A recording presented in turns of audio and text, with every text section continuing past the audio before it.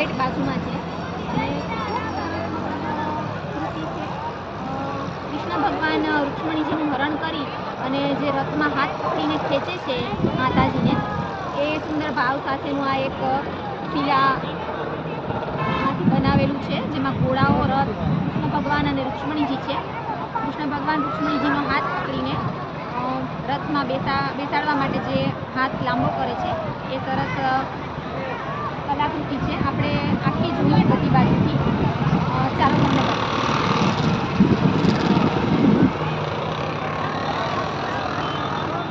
તમે જોઈ શકો છો ફ્રેન્ડ્સ, અહીંયા કામ અધૂરું છે. એકચ્યુઅલી રિનોવેશન ને રીડેવલપમેન્ટ માધવપુરમાં ખાસું થઈ રહ્યું છે અને ટુરિઝમ તરીકે જે કામ થઈ રહ્યા છે એમાં એક સરસ મજાનું આ કામ અધૂરું છે, પણ ખૂબ સરસ જોવા જેવું છે. એટલે મને થયું કે અધૂરું કામ છે તો પણ વિડીયો લેવો જોઈએ.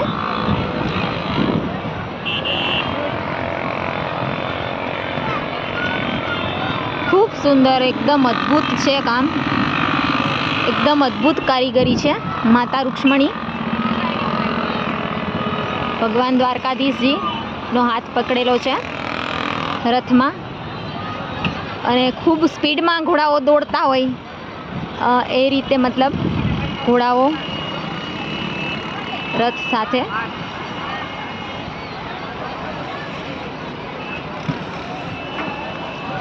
એક્ઝેક્ટ દરિયા કિનારે અને હાઈવે પરના ગેટની એક્ઝેક્ટ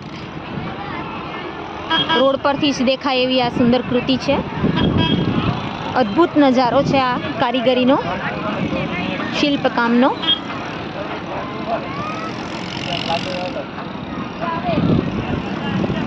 આપણે સામેથી પણ જોઈને પ્રયત્ન કરીએ જોવાનો.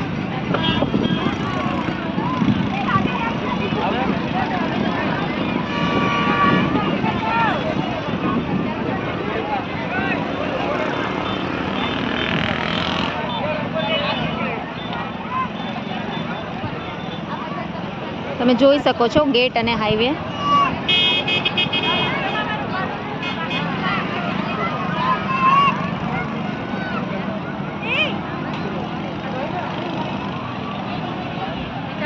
માધવપુરમાં વીકેન્ડમાં તો પબ્લિક ખૂબ હોય જ છે, બટ વિધાઉટ વીકેન્ડ પણ અહીંયા લોકો ખૂબ ફરવા આવે છે.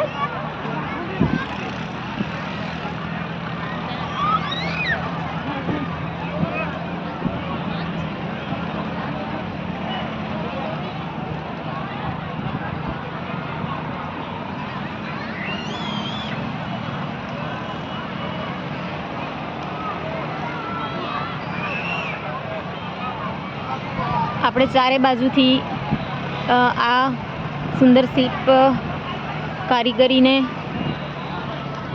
આ સરસ મજાના મતલબ કૃતિને જોઈ.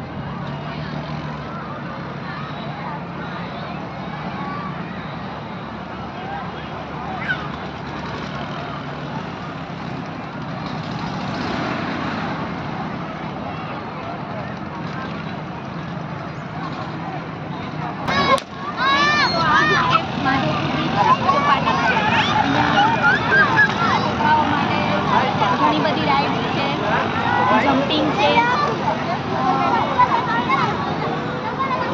સરસ મજાનો દરિયો પણ દેખાય છે.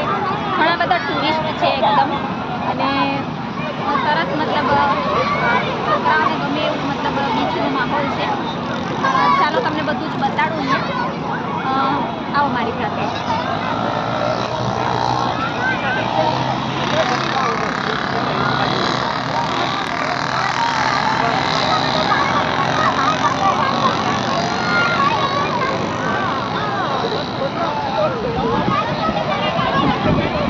નાના નાના રમકડાઓના પેલા પાથરીને આ લોકો બેઠા છે.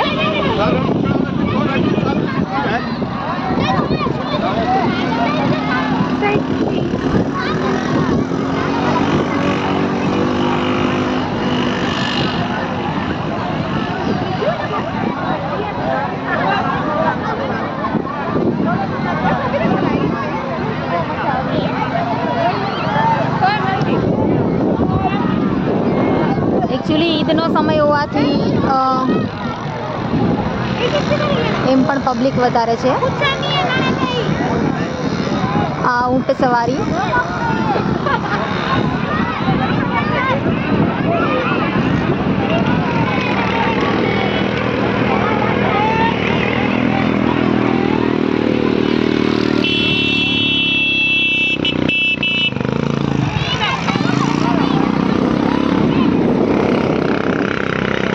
સનસેટ થઈ ગયો છે એટલે સરસ એકદમ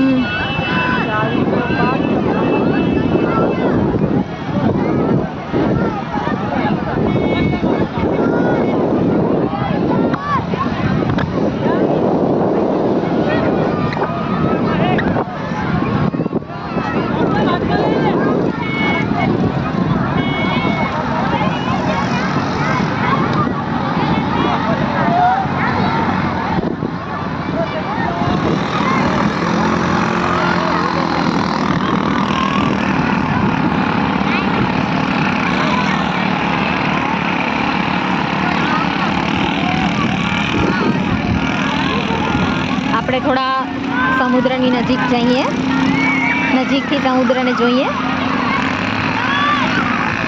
ફ્રેન્ડ્સ, જેમ મેં કીધું હતું એમ અહીંયાનો સમુદ્ર કિનારો રેતાળ છે, રેતીવાળો છે. એટલે અહીંયા પથ્થર નથી.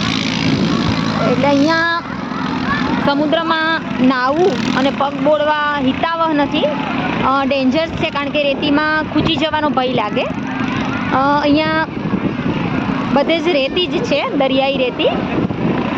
એટલે અહીંયા જો માધવપુર આવીએ તો દૂરથી જ બીચનો આનંદ લેવો જોઈએ, સમુદ્ર કિનારે.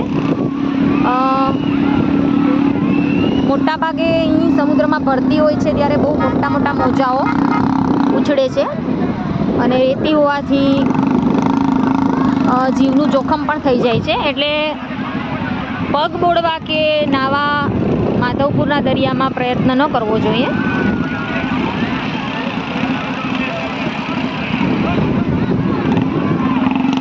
અહીંયા ભાઈબીજના સ્નાનનું ખૂબ મહત્ત્વ છે. ભાઈબીજમાં વ્યવસ્થા એવી રીતના કરવામાં આવે છે તંત્ર દ્વારા, અને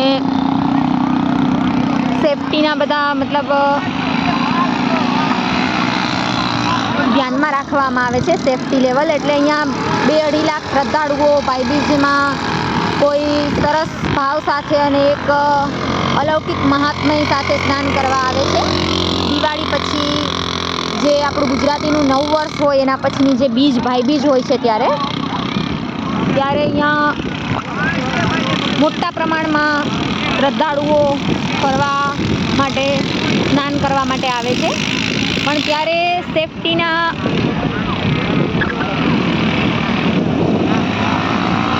ઘણા બધા મતલબ વિકલ્પો હોય છે.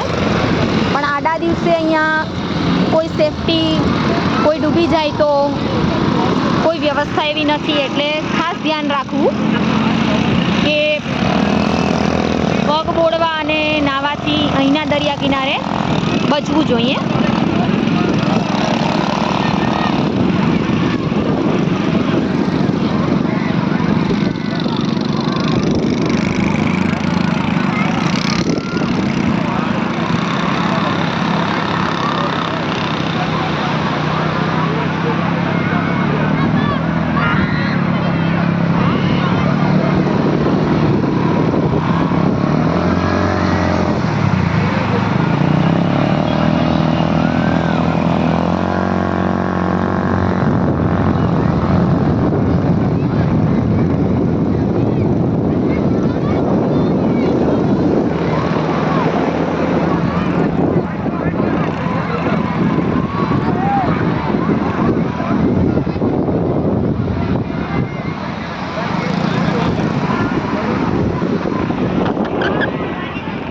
ફ્રેન્ડ્સ, તમે જોઈ શકો છો આ સોમનાથ બાજુ જે હાઈવે જાય છે એ દરિયા કિનારો છે, અને આ બાજુથી પોરબંદર અને દ્વારકા વચ્ચે માધવપુર આવે છે.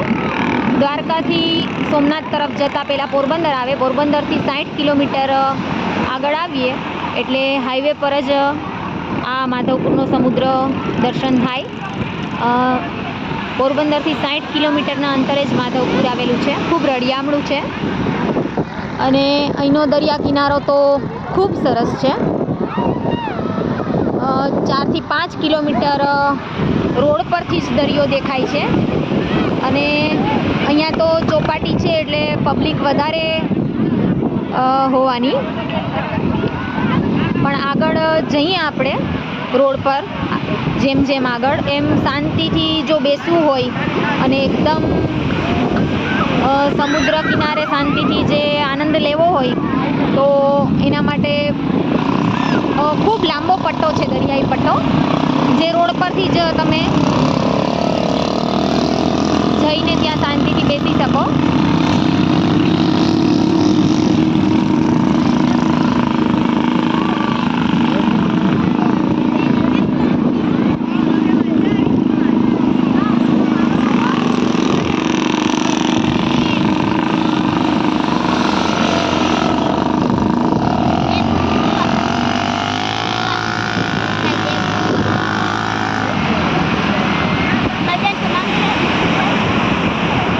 તો ફ્રેન્ડ્સ, ચોક્કસથી જણાવજો કોમેન્ટમાં તમને માધવપુરનો આ બીચ કેવો લાગ્યો. અને આવી જ રીતના માધવપુરના જોવાલાયક સ્થળ, ઐતિહાસિક સ્થળો તમને હું અહીંયા જ્યાં સુધી છું ત્યાં સુધી બતાવવાનો પ્રયત્ન કરીશ.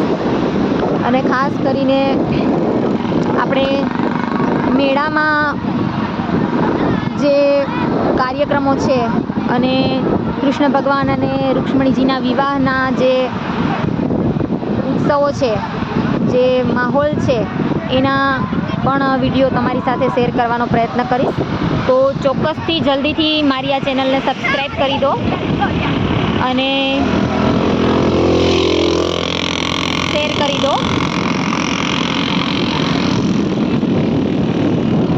ફરીથી એક નવા વિડીયો સાથે તમારી સાથે હું માધવપુર વિઝિટમાં ચોક્કસથી તમને મળીશ.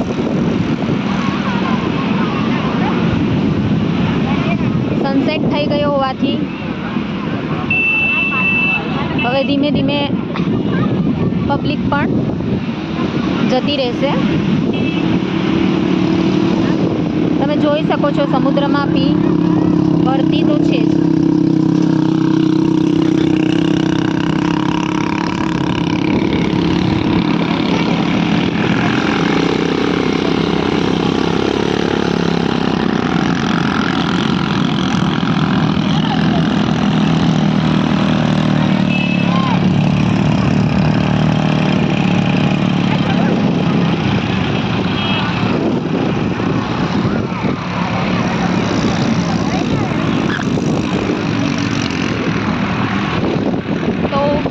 ફરી મળીએ એક નવા વિડીયો સાથે. Bye bye friends, thank you.